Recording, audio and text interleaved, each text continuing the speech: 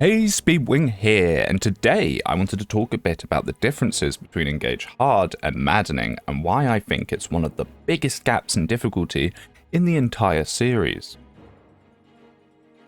Now, the problem with Engage discussion is you'll be talking about a unit or a build that you can do, and someone will come in and give you a take that is just almost impossible to even understand. Quite often it will be something like, oh, well, I just used Unaka to clear the whole map, and you just be kind of a bit dumbfounded thinking, well, how did you manage to do that? And the reality is, they were playing on hard. The gap between hard and maddening is just so obscene in terms of experience, overall difficulty, even just the mechanics of the game itself. So let's go through some of them, shall we? So the first I want to touch on is just experience. This is often the case in some of the other games in the series as well, but in Engage, the amount of experience you can get in hard mode compared to Maddening is completely crazy. It's kind of absurd. So on average, the XP gain difference is about 4 to 5 levels. So what I mean by this is a level 5 unit in Maddening will get the same experience as a level 10 unit in hard. Give or take. Which is just ridiculous. That is obscene. That is such a massive difference. So this means on average you're basically going to be about 5 levels lower overall against units with extremely higher stats. And don't worry, I will get onto that and show you what I mean by that. Let's talk about the arena. Let's talk about the arena, shall we? So you're probably thinking, hey, Speedwing, the arena's not that big a deal. It's just a little bit of bonus XP for a character after every chapter. Well, if only it was just a little bit. So on Lunatic mode, no matter what happens in the arena, win or lose, whoever you send, you will get 10 experience. 10 experience flat. This means there is a total of 30 experience up for grabs, and it's guaranteed. It's reliable. On hard mode, it works very differently. The arena has the potential to give between 5 and 50 experience. Now, there is a base experience that you are guaranteed to get no matter what, which ranges from 5 to 20, and this is based off the level gap between you and your opponent. Now, it is a bit of a scale, but basically how it works is if you are a higher level than your opponent, you're probably going to get 5 as a base. But if you're a lower level than your opponent, you're going to get a lot more. It goes from 10 at 0 level difference to 20 at 6 levels difference, and then it's just 20 past that. Now, if you win in the arena, you will then get another bonus ranging from 10 experience all the way to 30, and that 30 is also around the level 6 point.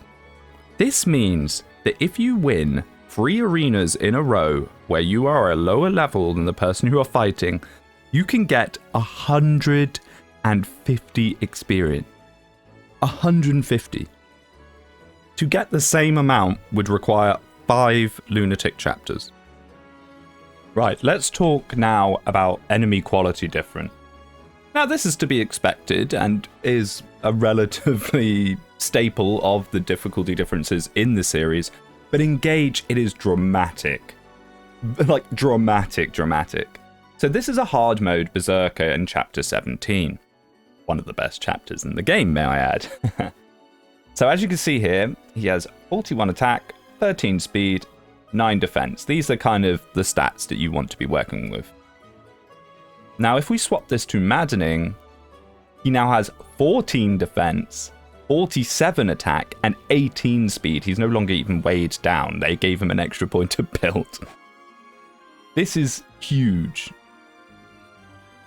This also applies to pretty much every single unit on the map. As you can see here, 35, 13, 16 defense.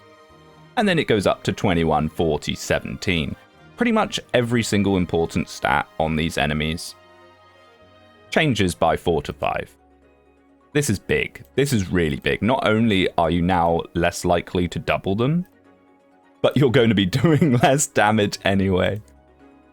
And now let's talk about bosses.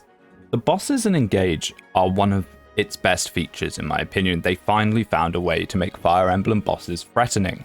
You have to use multiple units, and you have to save up multiple powerful effects that you might want to have used earlier in the chapter. You've got to make a decision. Do I save it for the boss or do I use it now in order to take them down?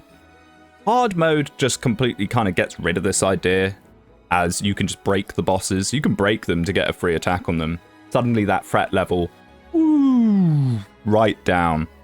You can also use effective weapons now that the amount of damage they do is slightly reduced, but they're still there as an option. On Maddening, you cannot do this. On Maddening, you cannot just snipe a flyer or Rider's Bane a cab, and you cannot break them to get a free hit. You have to use everything at your disposal to take them down.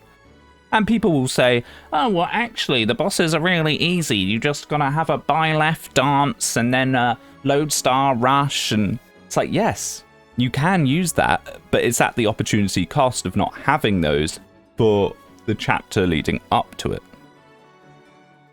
Let's talk about AI.